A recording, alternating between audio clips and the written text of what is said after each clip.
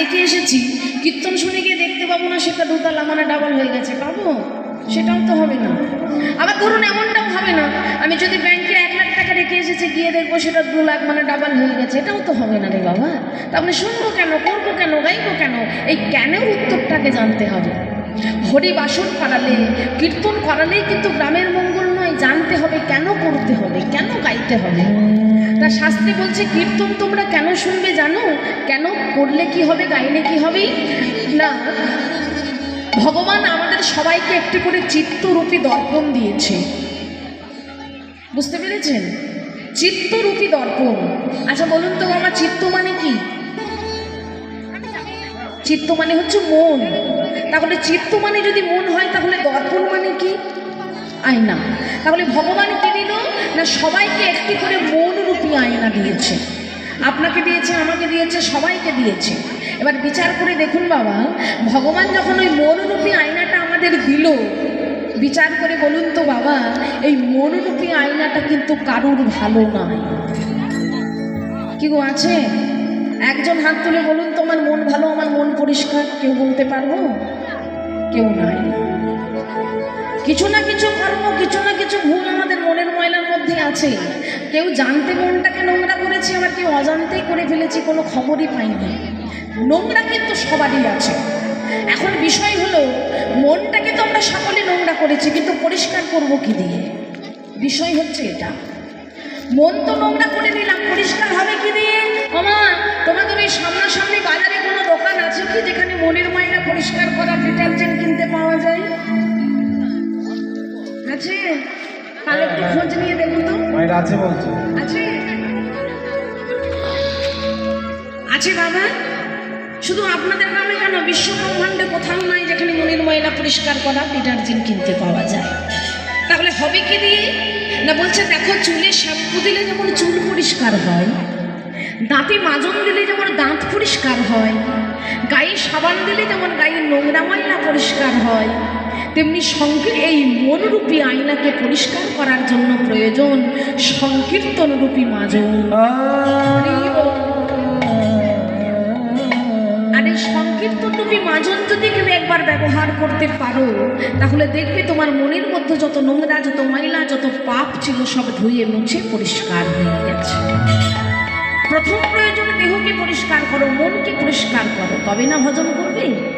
আচ্ছা বাবা বলুন, গলায় একটা মোটা কাষ্ঠের তুলসীর মালা আর কপালে হরি মন্দির তিলক, এই মালার তিলক করলে কি ভগবান পাওয়া যায় গো? হ্যাঁ, ও মালা তিলক তো সবাই করে।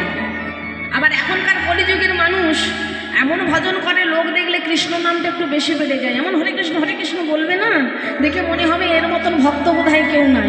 কিন্তু মনে রাখবেন, তার মতন 2 নম্বরীও আবার কেউ নাই। কেন না? ভক্ত কোনোদিনও নিজেকে সবার মাঝে প্রকাশ করে না, সে করে গোপনীয়তা। আর যত গোপন করবেন তত কৃষ্ণ প্রেম বাড়বে। আচ্ছা বাবা, আমি তিলক করেছি, আমি মালা পরেছি, আর জীবনে কোনোদিন কোনো ভালো কর্ম আমি করিনি, যত নোংরা, যত পাপাচার, যত অনাচার সব আমি করেছি। বলুন তো, এমন তিলক, এমন মালায় আমার কি কাজ? হ্যাঁ, আগে মনকে পরিষ্কার করো, পবিত্র করো, তবে না ভজন করবে, তবে না সাধন করবে। যাই হোক, লীলা সাধন করার আগে, লীলা শ্রবণ করার আগেই আজ আমরা সবাই মিলে 2টি বাহু তুলে বলবো, সবাই মিলে 2টি বাহু তুলে গাইব। মানে যাদের যাদের হাত আছে তারা তুলবে না, যাদের নেই তাদের তোলার দরকার নাই। কি বললাম? যাদের হাত আছে তারা তোলো, আর যাদের ভগবান দেননি তাদের তোলার দরকার নাই। আর মনে রাখবেন, যারা হাত থাকতেও হাত তুলছেন না, ওই পরের জন্মে ভগবান সিদ্ধান্ত নিয়ে দেখবে যে আপনাদেরকে 2টো হাত দেওয়া যাবে কি যাবে না। এবার তুলবেন না তুলবেন আপনাদের ব্যাপার। কেমন? সবাই মিলে 2টি বাহু তুলে হাত তো তুলেছি, বলবোটা কি? এখানে নাম হয়েছিল কদিন ধরে? 3 দিন। ওই 3 দিনে তো অনেক হরে কৃষ্ণ বলেছেন। বলুন তো বাবা, প্রতিদিন কি আর আলু পোস্ত ভাত খেতে ভালো লাগে? হ্যাঁ, যদিও বা পোস্তর এখন অনেক দাম, তবু মনে হয় নিত্য নতুন যদি একটু সবজি হতো তো ভালো হতো। তাহলে হরি তো আমরা বলবোই, কৃষ্ণ তো বলবোই, আর তার সঙ্গে সঙ্গে আমরা 2টি বাহু তুলে বলবো আর গাইব কি জানো? ও তোরা দেখবি যদি একটু উলুধ্বনি আমাদের সোনারে নদিয়া, রাধে রাধে রাধে রাধে। আরে সচি মাতার দুলালিয়া নেচে নেচে যায় উলুধ্বনি ও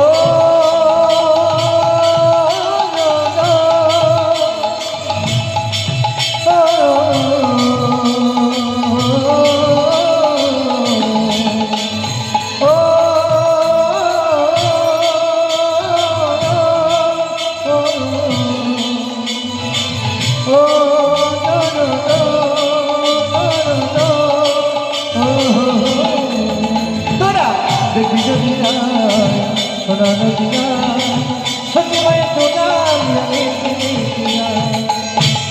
উলুধ্বনি হরি হরি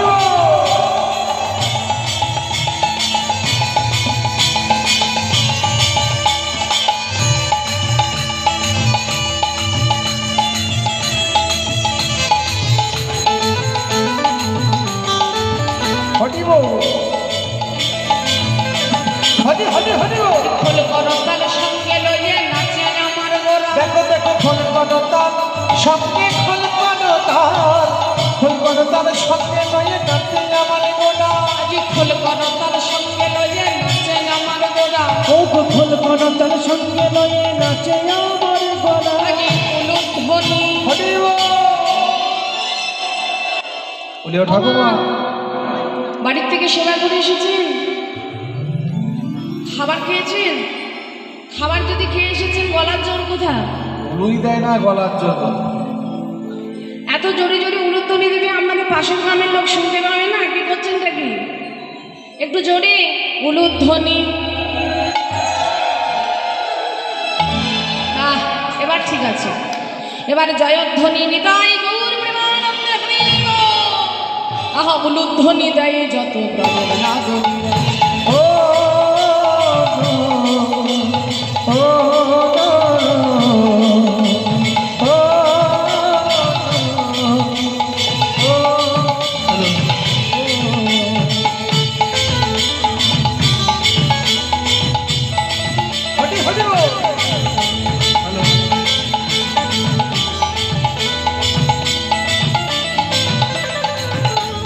হরি বলে বাহু তুলে নাচে আমার গোরা দেখো দেখো হরি বলে অতি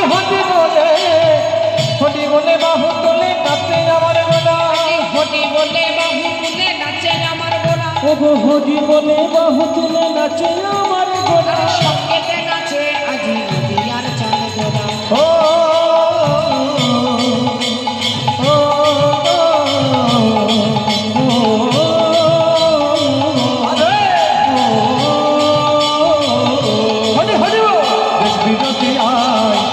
নদিয়া সঙ্গে মায়ের তোলা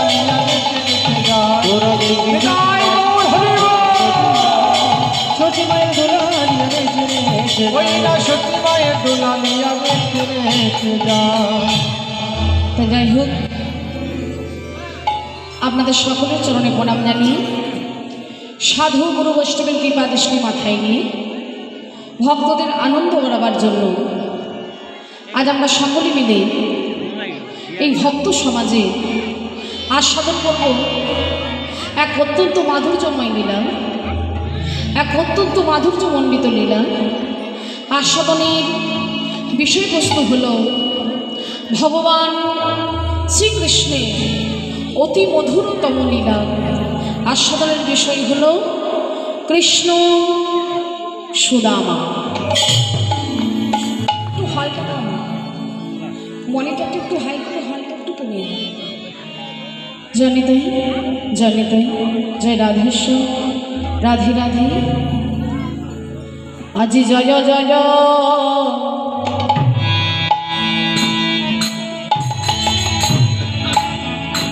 জগন্নাথ আমার শ্রী সচির নন্দ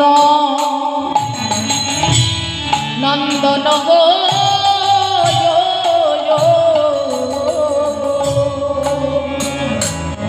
আদি জয় জয় জয় জয় জয়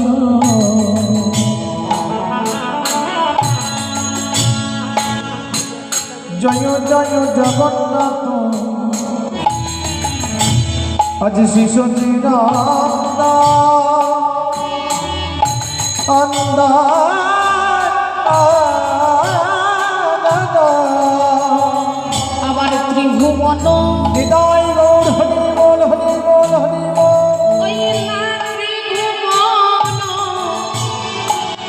ত্রিভুবন কটে সদর বন্দন হরিব বন্দনে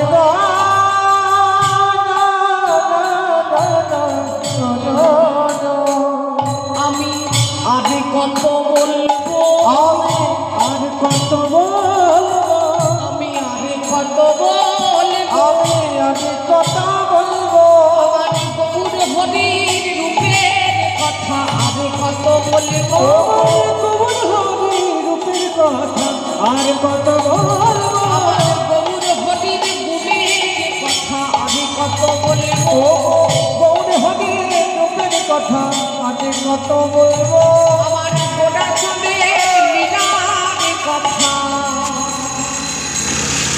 জানে দ্বন্দ্বে দ্বন্দ্বে ভাবে লীলার কথা দণ্ডে দণ্ডে লীলার কথা গৌর হরির লীলার কথা দণ্ডে দণ্ডে আমি আর কত বলবো আজি আমার গৌর হরি গৌর হরি যিনি সচি মায়ের দুলালিয়া দুলালিয়া যিনি বিষ্ণু প্রিয়ার প্রাণী মধুয়া প্রাণ মধুয়া যিনি নরহরির চিতচূড়া চিত চূড়া গম্ভীরার গুপ্ত নিধি তো নিধি সেই প্রতাপ রুদ্র প্রকাশকারী আমার গৌরা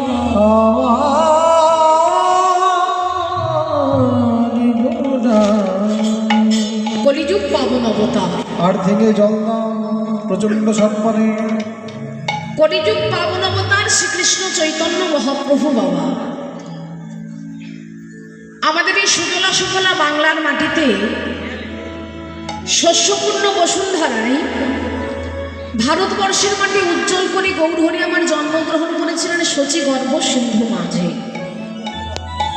তা সেই কলিযুগ পাবন অবতার গৌরহরি আজ করছেন কি না তিনি বলছেন জয় জয় জগন্নাথ শিশু চিরনন্দন আর ত্রিভুবন করে যাহার চরণ বন্দন নবদ্বীপ চন্দ্র গৌরহরি বাবা ভগবান নিজ মুখে বলছে শোনো আমি তো তোমাদের জন্য তোমার মতো হয়ে এসেছি বলুন বাবা গৌরহরি আমাদের জন্য কি করেননি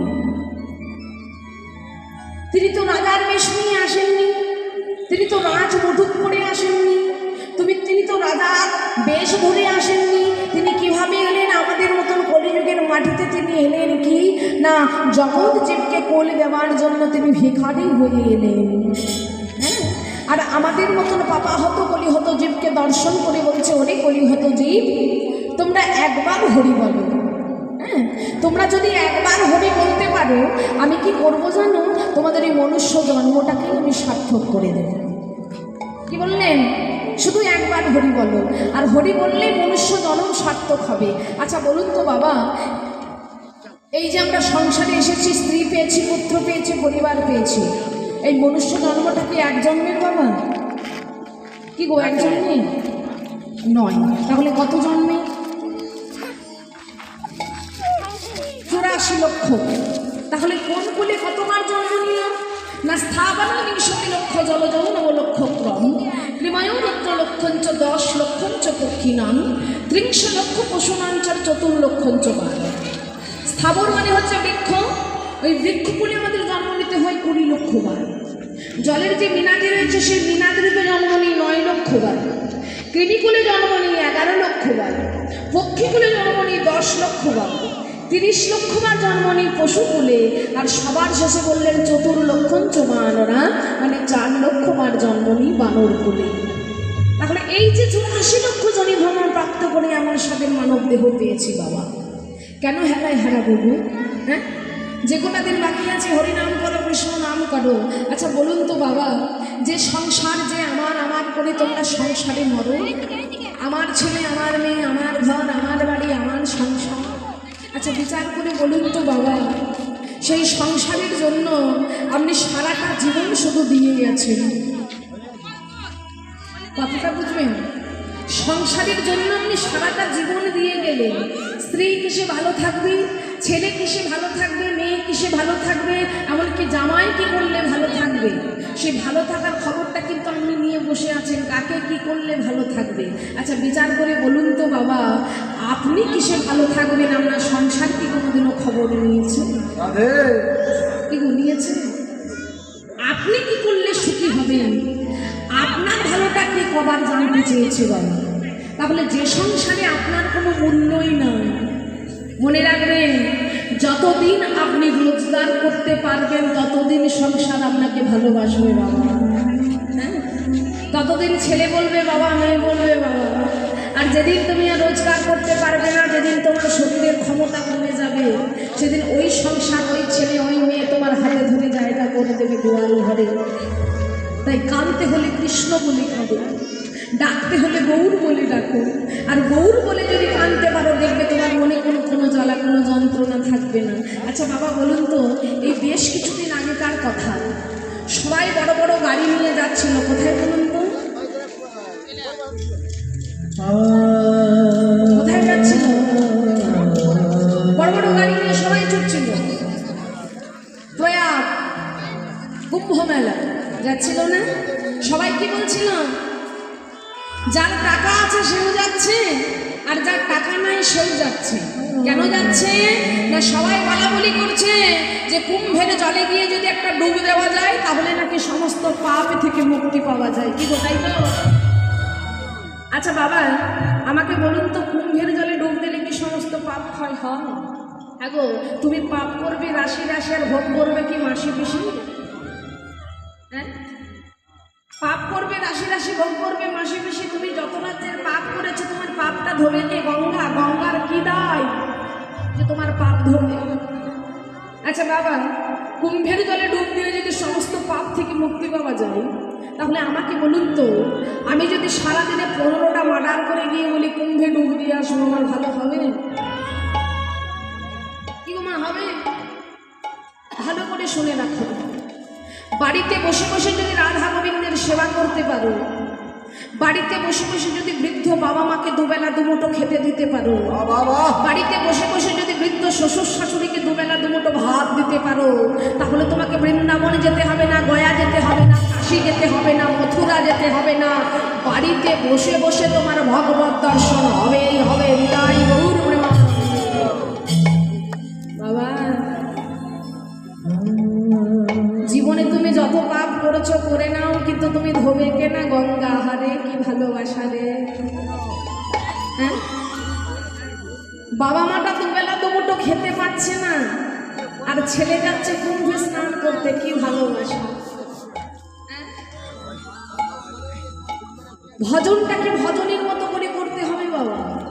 বাড়িতে যারা প্রকৃত গুরু আছে আগে তাদেরকে সেবা করো, বাড়িতে যারা প্রকৃত গুরু আছে আগে তাদেরকে ভালোবাসো, তবে তো ভগবান ভালোবাসবে। মনে রাখবেন, আগত কলিযুগের সন্তান বাবা মা কাঁদিয়ে কোনোদিনও জীবনে কোনো ভালো কর্ম করা যায় না, কোনোদিন কোনো ভালো কর্ম হবে না। তাই তো ভগবান বলেছে, বলছে বাড়িতে বসে বসে যখন সময় পাবে, মামা ওই সংসার ভাঙা সিরিয়াল দেখবেন না। বললাম বাড়িতে বসে বসে যখন সময় থাকবে সংসার ভাঙা সিরিয়াল দেখবো না। একটা নায়কের 4টে-5টা করে বউ, তাহলে কি ভালোবাসা রে! তবে করবে কি না, মহাপ্রভু বলেছে যখনই তোমরা বাড়িতে সময় পাবে কি করবে না, 7-5 মিলি নিজ দ্বারেতে বসিয়া আর হরিনাম করো জীব হাতে তালি দিয়া। যখনই সময় পাবে না তো করো, সংসার ভাঙা সিরিয়াল কেন দেখবে? অত সংসার ভাঙে, ওতে কোনোদিন কোনো কারোর ভালো হয়নি, হবেও না। বাবা জীবনে চলার পথ যদি শুভ না করতে পারেন, তাহলে কিন্তু ভজনটা ভজনের মতো হবে না। কেন? এই যে আপনারা কীর্তন শুনতে এসেছেন, পকেটে একটা করে সবাই মোবাইল নিয়ে এসেছেন, কি জানেননি? এনেছেন সবার পকেটে একটা করে মোবাইল। কেন? ভজন তখনই ঠিক থাকবে, এক পকেটে রাখুন একটা মোবাইল ফোন, আর আরেক পকেটে রাখুন শ্রীমদ্ ভাগবত গীতা, তবে না জীবনে ব্যালেন্স থাকবে। হ্যাঁ, একদিন বাড়ির সবাইকে নিয়ে পিকনিক করতে যাও, ঘুরতে যাও, পার্কে যাও, যেখানে যাবে যাও।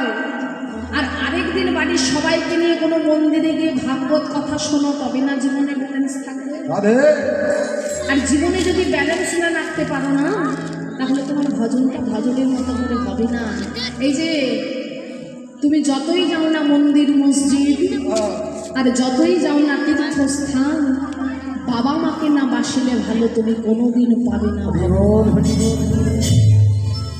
কোনোদিনও সম্ভব নয় এটা ভজন।